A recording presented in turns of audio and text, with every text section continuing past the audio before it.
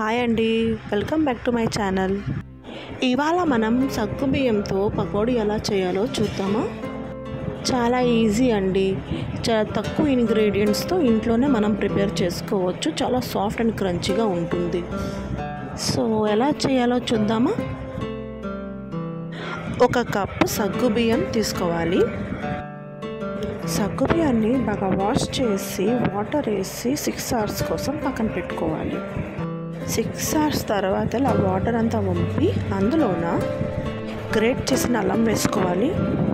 చిన్నగా కట్ చేసి పెట్టుకున్న పచ్చిమిర్చి వేసుకోవాలి. కొద్దిగా కొత్తిమీర వేసుకోవాలి. కొద్దిగా కరివేపాకు వేసుకోవాలి. 2 tablespoon శనగపిండి వేసుకోవాలి.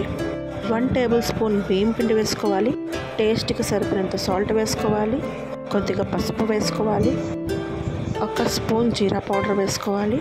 కొద్దిగా నిమ్మకాయ పిండుకోవాలి. బాయిల్ చేసి పెట్టుకున్న 2 బంగాళదుంపని గ్రేట్ చేసి అందులో వేసుకొని బాగా కలుపుకోవాలి. వాటర్ అసలు యాడ్ చేయవద్దు. ఇప్పుడు కొంచెం చేతికి ఆయిల్ అప్లై చేసుకొని చిన్న చిన్న ఉండల్లాగా చేసుకోవాలి. ఇప్పుడు ఒక కళాయిలో ఆయిల్ వేసుకొని బాగా హీట్ అవ్వనివ్వాలి. ఇప్పుడు హాట్ ఆయిల్లో ఒక్కొక్కటిగా పకోడీ వేసేసుకోవాలి. ఇప్పుడు గరిటెతో పకోడీలన్నీ సపరేట్ చేసుకోవాలి. 7 to 10 minutes మీడియం ఫ్లేమ్లో గోల్డెన్ బ్రౌన్ కలర్ వచ్చిన వరకు ఫ్రై చేసుకోవాలి.